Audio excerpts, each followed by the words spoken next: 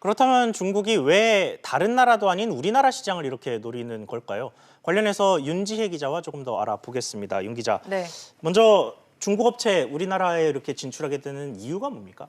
네, 일반 내연 기관차의 경우에는 이 현대기아차 등 업체의 기술력과 브랜드가 압도적이기 때문인데요. 예. 반면 전기차 시장은 아직 형성 과정에 있고 이 중국 업체도 어느 정도 품질과 기술력을 갖춘 것으로 평가가 되고 있습니다. 중국 업체들도 이런 자신감을 감추지 않고 있습니다. 직접 들어보시겠습니다. 예.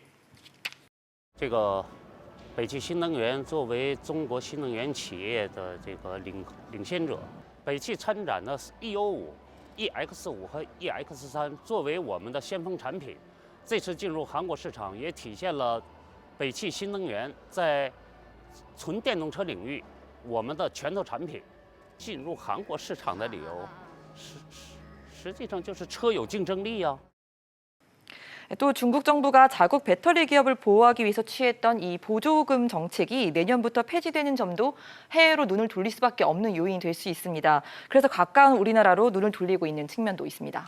자, 그렇다면 우리나라 전기차 시장 같은 경우에는 이 중국의 이런 진출을 좀 방어할 만한 체력이 있다고 봐야 될까요? 네, 일단 전체 이 세계 전기차 시장이 발전 단계에 있는 상황인데 분명한 건 과거와 달리 중국 업체들의 기술력도 높아졌다는 겁니다. 특히 이 중국 정부가 전략적으로 육성한 전기차 굴기 혜택을 누린 중국 전기차 업체들은 엄청난 기세로 성장을 했습니다. 예. 지난해 이 시장만 놓고 봐도 중국 자동차 전체 판매량이 줄었지만 전기차는 오히려 약 60% 정도 성장을 했는데요. 예. 우리나라의 경우에는 이 서울시가 내년 대량으로 전기버스를 노선버스로 공급할 계획인데 1차 구매 대상으로 중국을 택했습니다.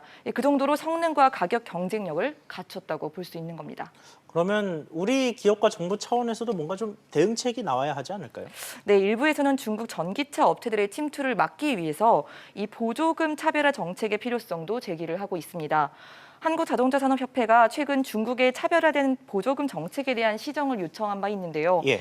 정만기 협회장은 한국은 국내산이나 수입차 간 동등하게 전기차 보조금을 주고 있는 반면 중국은 중국 내 생산된 차량 그리고 중국산 배터리를 쓰는 경우에만 전기차 보조금을 지급하고 있다고 지적을 했습니다. 또 주목할 건 이 전기차뿐 아니라 이 중국이 앞으로 트럭과 승용차 등 일반 내연 기관차로도 우리 시장을 공략할 가능성이 굉장히 높아지고 있다는 겁니다. 그렇군요. 윤 기자 잘 들었습니다.